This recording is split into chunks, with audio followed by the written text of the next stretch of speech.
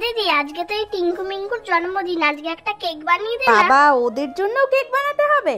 হ্যাঁ দে না দিদি। ঠিক আছে চল, কেকটা আজকে একটু বড় করেই বানাবো। দিদি রে আমাদের কাছে তো ওই জিনিস মাপার কাপগুলোই তো নেই। আজকে চায়ের কাপ মেপে কেকটা বানাবো। দেখ একটা চালনির মধ্যে প্রথমে 2 কাপ ময়দা, সামান্য একটু নুন, হাফ চামচের মতন বেকিং পাউডার আর তার হাফ নিয়েছি বেকিং সোডা। ওর মধ্যে আবার 1 চামচ গুঁড়ো দুধ দিয়ে সব একসাথে দেখ ভালো করে চেলে নিয়েছি। কেক বানাতে গেলে আবার ডিমও লাগে? হ্যাঁ ডিম দিলে খেতে বেশি ভালো লাগে। তো ডিম ভেঙে নিয়ে তার মধ্যে 2 কাপ গুঁড়ো চিনি দিয়ে দিয়েছি। হাফ কাপের মতন সাদা তেল দিয়ে ভালো করে সব মিশিয়ে নিলাম। ডিম দিয়েছি সেবার তো কেকে ডিমের গন্ধই আসবে। ডিমের গন্ধ যাতে না আসে তাই হাফ চামচের মতন ভ্যানিলা এসেন্স দিয়ে দিয়েছি। আর এই ব্যাটারের মধ্যে কিশমিশ কাজু বাদাম সবই দিয়েছিলাম। এই দিদি গ্যাসে করলে কি কেকের কালারটা সুন্দর আসবে? এই দেখ গ্যাসেই তো করেছি আর কালারটা দেখ কি সুন্দর হয়েছে। কি করে হলো এত সুন্দর কালার? ওই যে অ্যালুমিনিয়ামের ডেচকির মধ্যে বসিয়ে এটা যে বানিয়েছি সেই জন্য এত সুন্দর কালার এসেছে। এইভাবে কেক বানালে মাইক্রোওভেনের কিন্তু আর কোনো দরকারই নেই। নে এবার তো চিঙ্কু মিঙ্কুর কেক একদম তৈরি। তাড়াতাড়ি কাট, আমরাও তো খাবো। এই দিদি কেকটা কি সুন্দর নরম হয়েছে, এবার তুই তাড়াতাড়ি কেটে দে সবাই মিলে খাই। দাঁড়া, খাবার আগে তো সবাইকে দেখিয়ে নি কেকটা কেমন হয়েছে।